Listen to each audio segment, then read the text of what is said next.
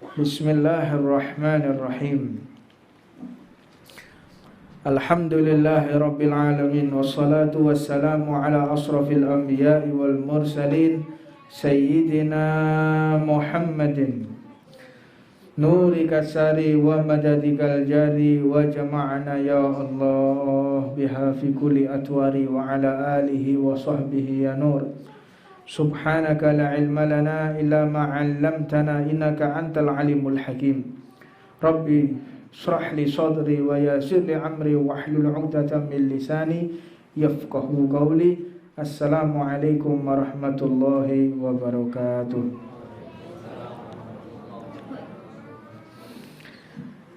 Qala radhiyallahu ta'ala wa nafa'ana Allah bih al-Imam Abdullah bin Al-Haddad.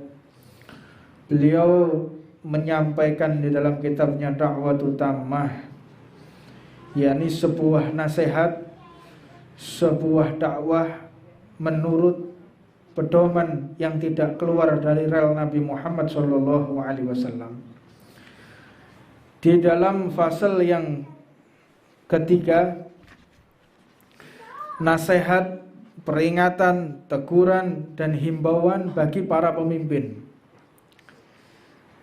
bagi para penguasa, bagi para raja dan pemerintahan dari golongan umat Islam. Ini nasihat untuk mereka semua yang mereka menjabat, yang mereka menjadi pemimpin di daerah umatnya Nabi Muhammad SAW. Fa'lamu, ketahuilah, keberadaan pemerintah adalah suatu perkara yang sangat berat, dan manusia tidak ada yang bisa keluar dari perkara ini. Manusia pasti terlibat di dalam urusan ini. Pemerintahan suatu perkara yang berbahaya dan pemimpinnya berada dalam puncak bahaya.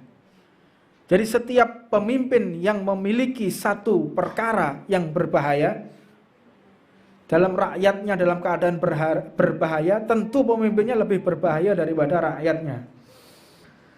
Maka jika mereka, para pemimpin ini, menjalankan kewajibannya kepada para hamba-hamba Allah, niscaya mereka akan mengalami satu perkara yang sangat penat dan lelah. Jadi tidak ada ceritanya seorang pemimpin pemerintahan itu mereka yang tidak mengalami satu perkara yang sangat membuat dirinya gelisah, yang membuat dia pusing, yang membuat dia sumpek, suntuk, penuh dengan bahaya, penuh dengan ancaman, penuh dengan kerugian. Itu adalah wujud kepimpinan. Makanya sungguh heran jika ada orang berebut menjadi pemimpin. Ini sungguh heran ini. Padahal hakikat daripada seorang pemimpin ini pasti dia akan mengalami satu kepenatan yang luar biasa. Maka Rasulullah SAW, beliau ini pun mengatakan, kullukum ra'in wa kullukum mas'ul an ra'iyatih. Kalian semua ini pemimpin. Jadi di antara kita tidak ada yang tidak menjadi pemimpin. Semua kita ini pemimpin. Kalau dia sebagai kepala rumah tangga, berarti dia menjadi bapaknya yang menanggung jawab dari segala perkara yang ada di dalam rumah tersebut. Kalau ada istrinya tidak pakai jilbab, buka aurat, dia akan diazab dan akan dipertanyakan oleh Allah Subhanahu wa taala. Kalau ada anaknya yang sampai berbuat salah, ada anaknya yang sampai berbuat maksiat, ada yang mabuk, ada yang mencuri, maka dia harus benar-benar mempertanggungjawabkan di hadapan Allah Subhanahu wa taala. Jadi semuanya, kita pun yang belum menikah, belum berumah tangga, kita pun menjadi pemimpin. Pemimpin atas apa? Atas segala panca indera yang Allah berikan kepada kita. Itu akan ditanyakan kepada Allah. Ditanya oleh Allah, bagaimana engkau menggunakan kedua matamu, bagaimana engkau menggunakan telingamu, bagaimana engkau akan menggunakan tanganmu, seluruhnya akan diadili oleh Allah Subhanahu wa taala. Maka Rasulullah SAW mengatakan, innakum satahrisuna 'alal imarah Wa innaha saqawnu nadamatan yaumal qiyamah. Sesungguhnya kalian kelak akan berebut kepimpinan. Kelak kalian akan berebut menjadi penguasa. Kelak kalian akan mempertaruhkan segala apapun yang kalian punya untuk menjadi kepala di dalam satu pemerintahan. Ini Nabi Muhammad sudah mengatakan demikian. Wa innaha, dan sesungguhnya hal itu akan menjadikan penyesalan di hari kiamat nanti. Kalian akan menyesal. Tidak ada satupun pemimpin di muka bumi ini yang tidak menyesal ketika nanti di akhirat. Makanya kalau ada orang menjadi pemimpin, lalu dia bisa menikmati kepemimpinannya, tidak akan dia mampu untuk berbahagia di akhirat. Orang yang menjadi pemimpin di dunia, tentu dia akan sengsara dan sangat susah hidupnya. Waktu untuk keluarga berkurang, waktu untuk dirinya berkurang, semuanya berkurang. Nah, beda dengan orang sekarang ya. Berlomba-lomba untuk menjadi pemimpin.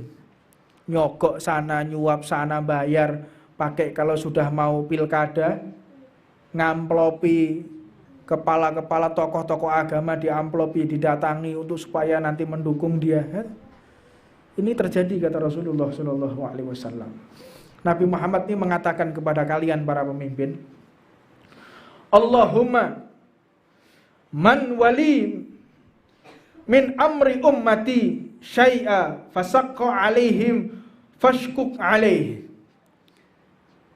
Ya Allah, barang siapa yang memimpin sebagian dari umatku lalu memberatkan mereka, ada pemimpin memberatkan umat Rasulullah,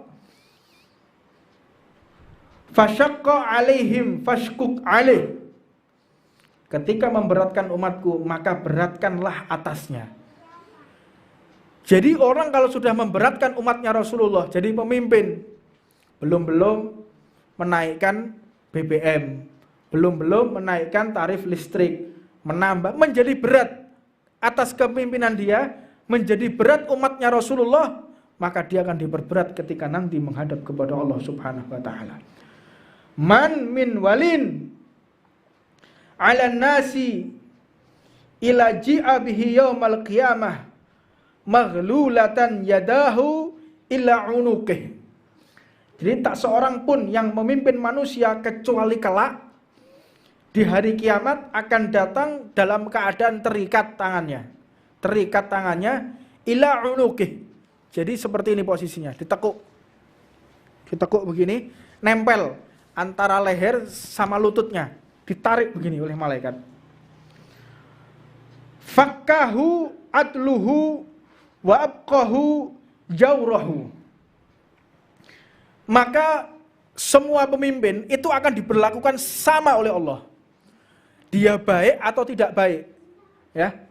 Dia baik atau tidak baik dalam keadaan seperti itu.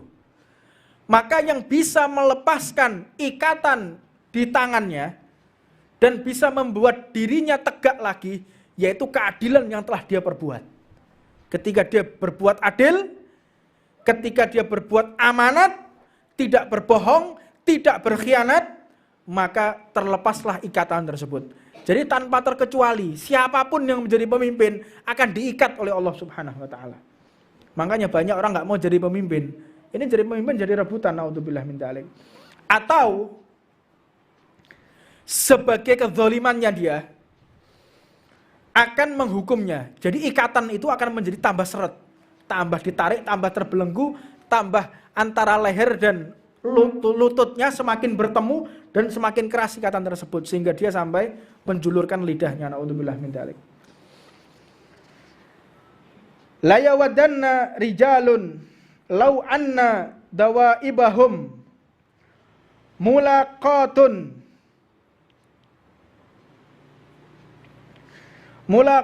bitharaya walam yalu min amri nasi syai'ah.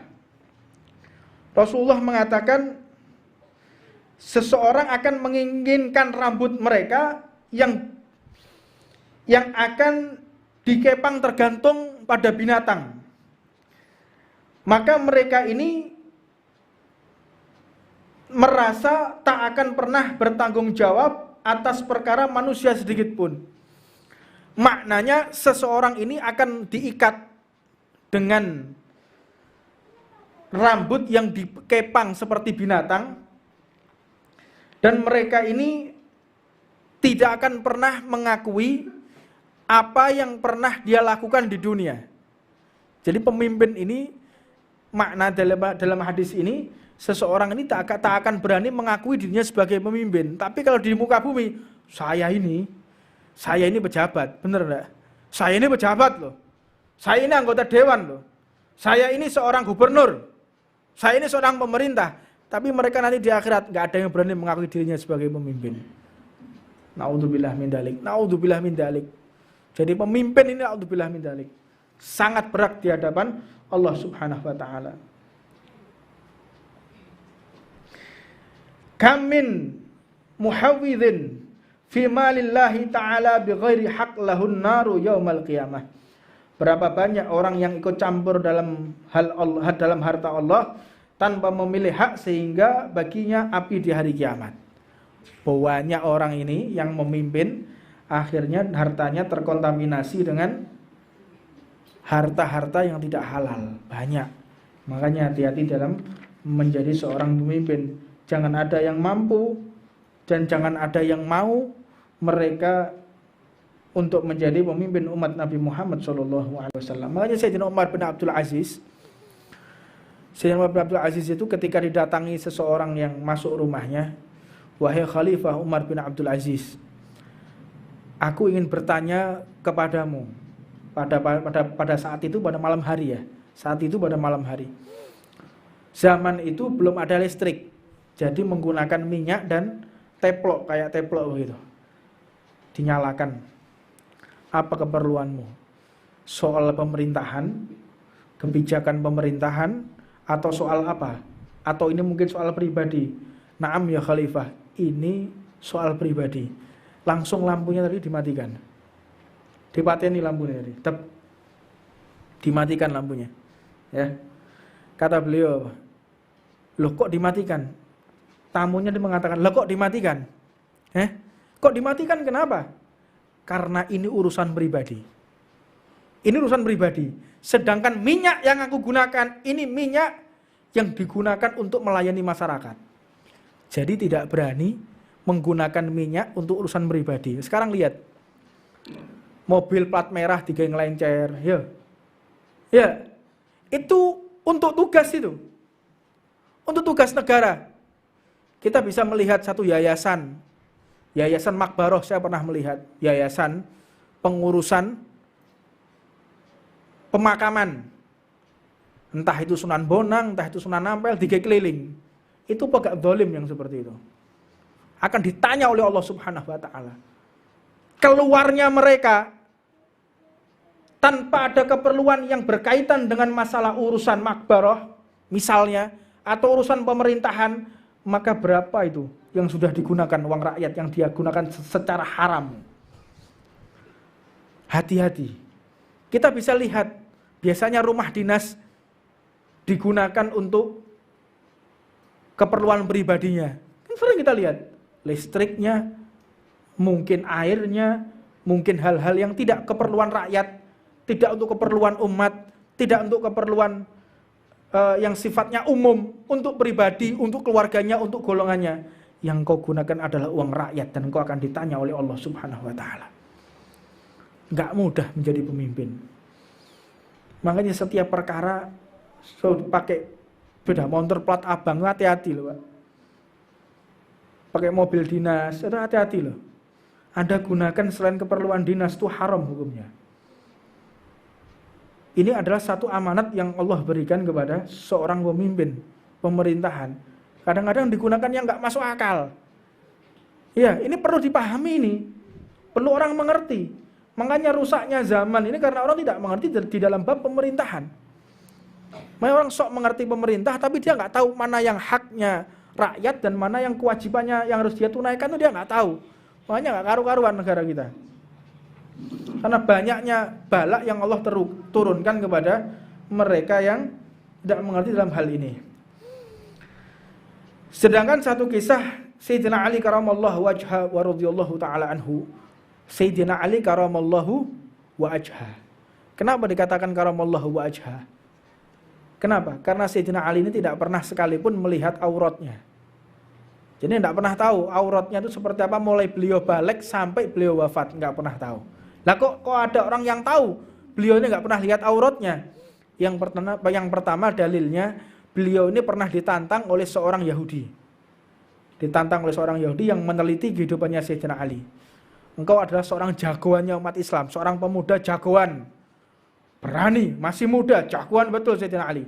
Nggak ada yang berani menghadap Sayyidina Ali karena pintu Khaybar pun ditendang sama Sayyidina Ali. Luar biasa Sayyidina Ali ini. Maka ayo engkau bertanding atas nama agamamu demi kehormatan agamamu. Berani Sayyidina Ali. Bukan untuk kehormatanmu, untuk kehormatan agamamu. Ayo kita bertanding. Jangan engkau mempermalukan agamamu, ya. Ketika datang, pas berhadapan-hadapan disaksikan banyak orang, lah kok Yahudi ini membuka celananya. Iya, membuka celananya. Telanjang, dia nggak pakai celana dalam, dibuka, kelihatan kemaluannya. Langsung lari Sayyidina Ali. Lari ketakutan. Kata Sayyidina Ali, aku kalah dengan dia. Dia tahu kelemahanku. Kalau aku tidak pernah sekalipun melihat aurat. Nah ini. Jadi Sayyidina Ali juga tidak. Jadi Sayyidina Ali bukan pamer ya. Saya ini nggak pernah lihat aurat. Enggak. Dengan kejadian itu akhirnya terbongkar amaliyahnya Sayyidina Ali. Jadi seseorang itu seperti itu.